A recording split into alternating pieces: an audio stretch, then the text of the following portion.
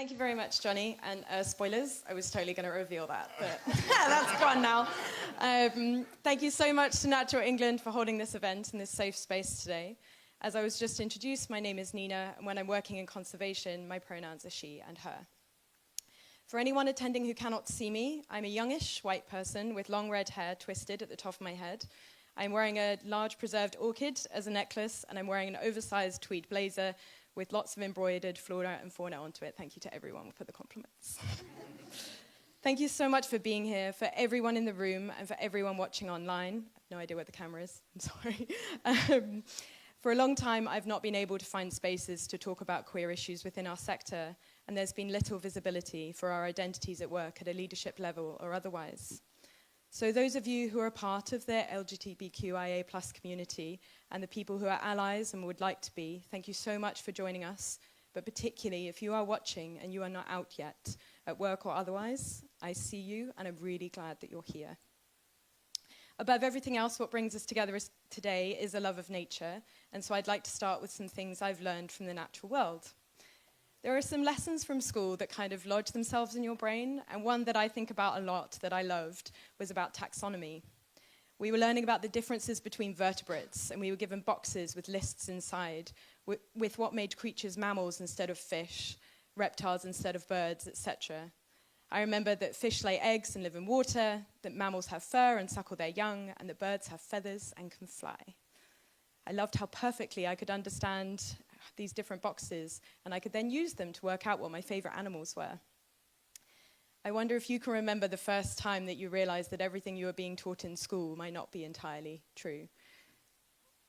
When you try and classify your favorite animal, the furless dolphin, and then work out that it actually is more closely related to bears than it is to sharks, and then your mum tells you that platypus lay eggs and are also somehow part of that group, that's one thing. But then when I was 11, I got into fish keeping. I thought fish were fairly simple. They have scales and tails and gills, and they all do live underwater, I think. How complicated can they be? Well, for one thing, it very quickly became apparent when my guppies started shooting out perfectly formed babies, they don't actually all lay eggs. And then when I became pretty excited about breeding my fish, something else happened that made me start thinking about bigger boxes around gender and what female and male meant. Maybe you know about Siamese fighting fish, and that the males are gorgeous, brightly coloured fish with these long, flowing fins. And if you have ever kept them, then you'll know that you can't keep these beautiful males together because they will lock jaws. Somebody's nodding. Yeah, you've tried. Because they will lock jaws and they will fight to the death. I wanted to breed mine, and I did my research, and I learned that you have to get a glass chimney, and you put it in a tank with the female inside, and the male will display around her with his beautiful fins, and then he will start building a bubble nest. So I did that, and then I removed the glass chimney, and immediately the female came out, and she grabbed him and tried to kill him. Somewhat stressful as a teenager. I fished her out, and I put her back in the tank with the other females. And then she carried on being aggressive, and she started building a bubble nest. So I was perplexed. I went back to my research, and I learned that this type of fish, as many types of fish do, can change their biological sex. I still have no idea if that's what actually happened, but I'm telling you the story, and that's what happened. I couldn't do further research. But I learned that this is common in fish, and actually a biologically accurate representation of marlin, the father from Finding Nemo, would have been that after his female dominant partner died, spoilers I guess for a 20-year-old film, that he would have transitioned into a female fish. I honestly could go on and on about the many lessons the natural world has to teach us about how natural and normal and incredible and fascinatingly queer the natural world can be. As we are here to talk and learn more about queer inclusion in the environmental sector, I do think these stories are a great place to start. Indeed, I told several of them last year. And as I did last year, I'm going to recommend these two books for further reading. There's My Life in Sea Creatures by Sabrina Imbler. And if anyone has read it since I recommended it last year, thank you, because it is great. And this book by Lucy Cook, which is Bitch, which is also really, really funny. But the bigger point of these two stories that I just told was about being open to learning new truths and accepting that the boxes we think we know may need to be expanded or broken down and recycled. And we are just as queer in sexuality, in gender, in attraction and behavior as the fish and the mammals and the plants and the invertebrates that don't fit in the boxes we drew for them either. As leaders who want the people around us to feel safe and empowered to bring their authentic selves to our spaces, we must always accept that there is more learning to do. Something we discuss a lot when it comes to inclusion is the fear of getting things wrong, especially when the rules seem to keep changing, and this is a valid way to feel. Our language is changing, and people's identities evolve over their lifetimes. And as has already been said, the world in which we are existing as queer people is changing at a frightening pace all around us. But getting something wrong is not the worst thing you can do. The queer community accepts that allies get things wrong, as we often get things wrong, and we also don't always agree with each other about the best way to do things. So for example, let's talk about pronouns. I introduce myself as Nina with she, her pronouns that I'm very comfortable with at work. But as well as working in wildlife conservation, I'm also a cabaret performer. Reveal! And it was when I started working in cabaret that I changed from being a queer person, as I'd known for a long time, to actually being part of a queer community for the first time. And I found myself able to present differently in spaces where queerness was more common, and because it was better understood, they required less explanation. And in these spaces, I also go by they, them pronouns, as well as she, her. And when I'm in drag, as a drag king, I go by he, him. So flagging your pronouns when you introduce yourself in your email signature, in your Teams or Zoom handle, is a relatively simple way to show queer people that you have taken some time to learn about their identities and you are trying to create a safe environment for them. As a leader setting an example for the rest of your organization, this can have a knock-on effect where other people start sharing their pronouns and may lead to queer people feeling more comfortable at work. However, telling everyone to share their pronouns is not inclusive leadership to me, and that is maybe one of the points I mentioned earlier where the queer community doesn't agree with itself. I think it is our job to create workplaces where people learn about queer inclusion and are given the resources and encouraged to learn more on their own journeys. But I know a lot of queer people whose pronouns may change, like mine do, or who may feel that sharing their pronouns may out them in a public way that could make them unsafe. From the point of view of colleagues who aren't queer, as I said, flagging your pronouns is a way to show that you're welcoming of queer identities, but somebody who feels that they have to share their pronouns, who doesn't want to engage with that learning, it may be better for everyone that they don't have to resentfully share them. But if you're a leader who wants people to feel safer, it really is a good place to start. And it's not the only thing. And when I was asked to give this talk, I reached out to my community and I asked people what made them feel more safe at work. I was particularly asking my trans friends, as they are the group that is most threatened in our society at the moment. And so the advice I have is particularly aimed at trans inclusion. And I would like to thank a fellow drag king called Mr. Breakdown for helping me with this. We all have really funny names. Before I became part of the queer community through cabaret, I was interested in trans issues, and the places that I learned the most about this was from the media and social media. Both are quite distorted and different lenses and can produce oversimplified, dehumanized, and surface-level impressions of what it's like to be trans in the UK at the moment.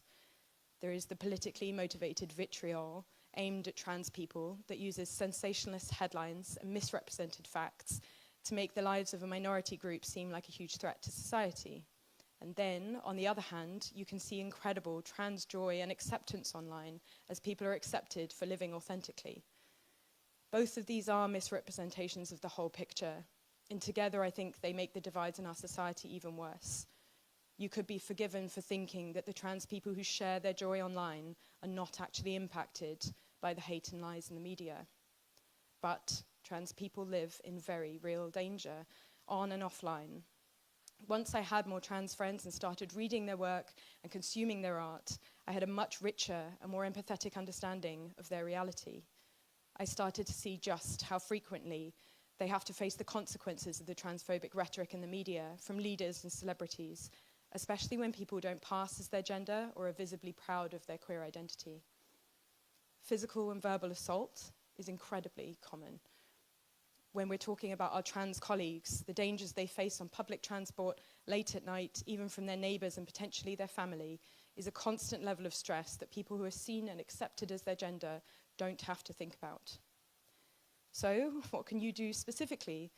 Maybe you're here and you're not aware of having trans or gender non-conforming or queer colleagues at work, and you think it would be good to have some ideas for when they come out. And I urge you to please not think this way. When we're talking about diversity and inclusion, it is very important that inclusion comes first. You will never know for sure how many of your colleagues may not be out with their sexuality or gender identity at work. People may be using their dead name and dressing as their birth gender, or trans people may be passing and not willing to talk about their past. So challenge transphobic and discriminatory remarks, even when you don't think there are any trans or queer people in the room, because it shows the people who are listening that this is a workplace that will support them were they to choose to be public, and it will make them feel more comfortable, even if they never choose to disclose. Think about the automatic language that you use, such as guys and girls, or ladies, or the tech guys, and teach yourself how to swap in terms like folks and team and crew. If you're not used to using singular they, them pronouns, start actively teaching yourself to use them when you don't know someone's gender. I once wrote a grammatic history of the singular they, them pronouns in order to change an organization's governing document, and I'm not going to go into it, but I do assure you as an editor that it is grammatically correct and it has been used for a very long time. So if someone is talking about a friend or a partner you don't know, use the they, them pronouns to refer to them. And trust me, even if you do find it difficult at first, it does get easier, as it did for me. And if you get it wrong, apologizing can be difficult. And the advice I've had for when I've gotten things wrong is to apologize sincerely and not make a big deal out of it. Apologize, correct yourself, and move on without making excuses. If you have colleagues who are out or come out at work, follow their lead on how they'd like to communicate about it. Make sure it's easy for them to change their name and gender as it would be if someone changed their name after getting married.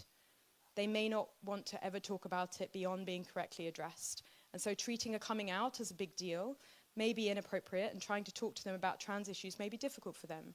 They face a lot of discrimination in the wider world, and they may not want to think about it when they're at work. And they are so horrendously misrepresented in the media that it's wise not to assume that you know something is fact because you've seen it in the news. A good rule of thumb would be to talk to your colleagues about it when they bring it up, and listen to what they have to say from their authentic experience. If you're keen to learn more, ask them for authentic sources that you can then go to yourself, or do your own research and find queer charities and news outlets. If you don't have queer people in your life to talk to about their experiences, read books by queer people, watch films and shows written and performed by them. Obviously, as a cabaret performer, I'm biased and I'm going to talk about cabaret. But I do think the nature of cabaret means that you can experience art that is uniquely shaped by people's experiences. Because the way that cabaret shows are made, a producer will book individual acts that are created by each performer, whether that's drag, circus, burlesque, music, etc. And most of these acts will have been created entirely by that performer. We sew our own costumes, edit our music tracks, write our material, make our props, choreograph our movement. It's a lot.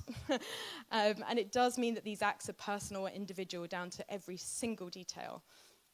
And maybe because of that particular way of working, the intersections between queer identities and other experiences become really easy to see. I have met more people who openly talk about their neurodivergence, disability, and alternative relationship styles, such as ethical non-monogamy, in the cabaret scene than any other part of my life.